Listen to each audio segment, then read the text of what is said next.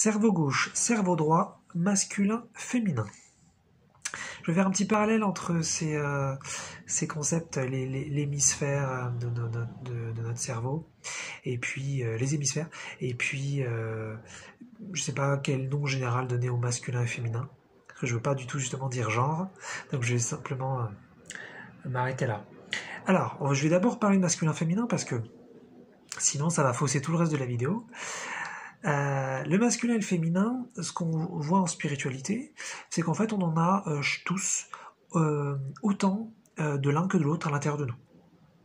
Donc quand je dis masculin, je ne parle pas d'homme, et quand je parle de féminin, je ne parle pas de femme. Voilà. Je parle en fin de compte d'une expression de notre essence, de notre âme, de ce que nous sommes fondamentalement. Voilà, donc il ne s'agit pas du tout de sexe, de genre. Et en même temps, je précise que là, je ne suis pas du tout sur une idéologie de gauche qui pourrait être LGBT, qui va dire que le genre n'existe pas, et que c'est une construction sociale, et que le genre est neutre, et qu'on est tous des androgynes. C'est pas du tout ce que je dis là non plus.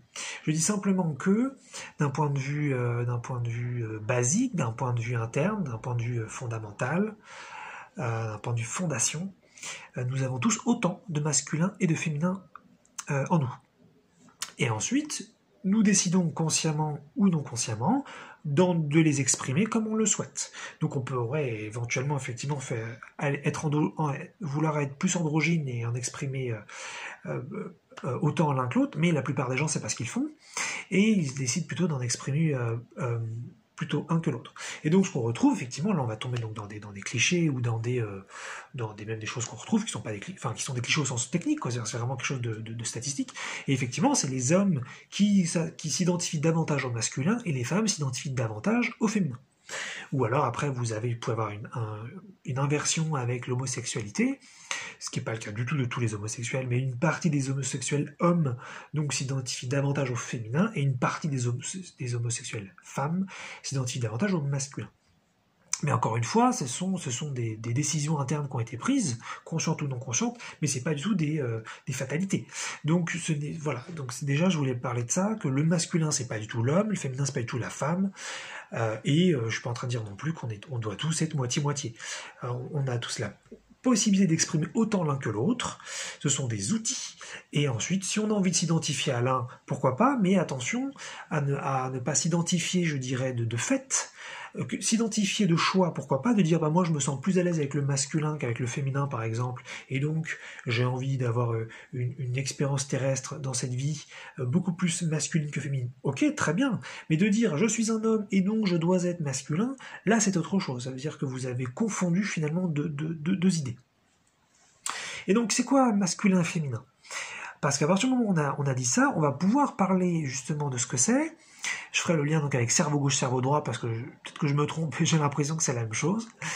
Parce qu'en fait, justement, tant qu'on croit que homme égale masculin et que femme égale féminin, eh bien, définir ce qu'est le masculin et définir le féminin, ça va vraiment être un petit peu un outrage, parce que ça va être attribuer finalement des capacités aux hommes et des capacités aux femmes. Alors là, il ne s'agit pas de ça. Il ne s'agit pas de ça. Dans la mesure où on en a autant à l'intérieur de chacun d'entre nous, et qu'on peut exprimer donc ces choses-là comme on le souhaite, en théorie, parce qu'après il faut l'accepter, il faut faire un travail de conscientisation, bien sûr, mais eh bien à ce moment-là, il n'y a pas de souci d'attribuer des capacités au masculin, parce qu'on les a tous, comme soit homme ou femme. Donc voilà. Ça me semblait important de commencer par là. Donc le masculin, c'est quoi? Ça va être à ce moment-là plus par exemple le mental. D'accord, la capacité de réflexion. Et donc le féminin là-dessus, en opposé, ça sera davantage le système émotionnel, les ressentis, la sensibilité. Voilà, et c'est pour ça que heureusement que j'ai précisé le truc avant, parce qu'en disant ça, on va dire ah bah d'accord, les hommes ils sont bons qu'à penser, et les femmes qu'à ressentir. Non, pas du tout. C'est juste pour dire que justement on a tout ça et qu'on peut passer de l'un à l'autre, qu'on peut switcher, et ce sont des outils. Voilà. Sinon, donc d'autres particularités. Le masculin, par exemple, ça va être plus donc l'action, et le féminin sera peut-être plus le lâcher prise. Autre chose, le masculin, donc ce serait peut-être plus la performance, alors que le féminin, ce serait plus, par exemple, de l'art. Alors ça veut dire que voilà, on est dans la créativité, on se laisse aller, on n'est pas obligé d'obtenir un résultat précis. Et puis donc dans la même idée, le masculin ça pourrait être l'efficacité et le féminin la beauté. Et donc voilà, c'est intéressant, c'est d'être capable de switcher de l'un à l'autre, et en fonction de la relation dans laquelle vous êtes avec quelqu'un, vous êtes en couple par exemple, ou si vous avez un certain travail, de ce que vous voulez exprimer dans cette activité-là. Par exemple, si vous êtes politique, eh bien a priori les politiques ils vont devoir donc exprimer leur masculin. Et on voit bien à ce moment-là que les hommes comme les femmes en général en politique sont très masculines. On est sur il y a besoin de compétences, là, de performance, de réflexion. En tout cas, c'est comme ça que la politique elle se passe dans l'Occident. Ça pourrait être autrement, mais en tout cas, c'est comme ça que ça se passe. Parce qu'effectivement, là, ce que c'est le moment de préciser, c'est qu'on est dans une société qui est très donc masculine justement, qui met très en avant les capacités masculines et le féminin, donc la beauté, la créativité, le ressenti, les émotions. Tout ça, c'est quand même mis au second plan. C'est quand même moins important. Bien que la beauté, ça peut être peut-être un petit peu différent, mais entre deux, quoi. Donc, c'est pour ça que ça peut être aussi très difficile, effectivement, si vous êtes une femme identifiée au féminin, ou vous êtes partie, par exemple, des homosexuels hommes identifiés donc au féminin. Ça peut être plus compliqué, effectivement, de vivre dans une société identifié au masculin, même si effectivement depuis je pense maintenant quand même quelques dizaines d'années ça a beaucoup bougé, et maintenant le féminin est quand même beaucoup plus en train d'émerger, mais encore on est quand même majoritairement masculin dans nos sociétés. Et donc là maintenant je fais le parallèle avec cerveau gauche, cerveau droit, quelque chose que je voulais lier depuis un moment. C'est que en fait ça a priori à peu près la même chose. Le cerveau gauche serait le masculin donc, et le cerveau droit serait le féminin. Et donc quand vous mettez par exemple là je parle beaucoup, et donc là je suis plutôt cerveau gauche, je réfléchis beaucoup, je ressens pas énormément d'émotions là tout de suite, mais à d'autres moments, quand par exemple j'ai beaucoup pensé, ou qu'il m'est arrivé un truc un petit peu chamboulant, eh bien je me rends compte que je switch, et je suis plus capable de penser à ce qui vient de se produire, je suis dans un ressenti, et même parfois j'essaye de penser, j'essaye de débriefer de la situation, je n'y arrive pas.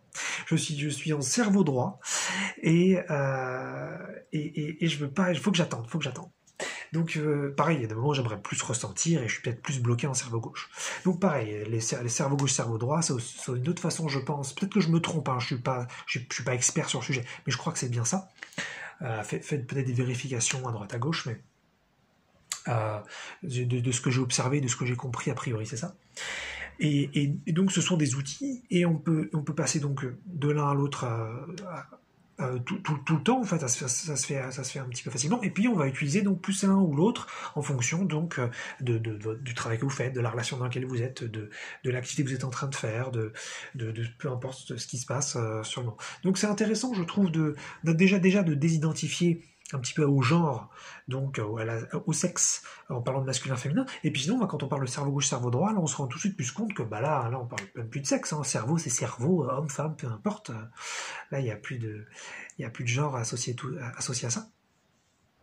Voilà, donc quelque chose peut-être que j'ai déjà dû dire ces mots-là quelques fois dans les vidéos, mais sinon c'est pas grave.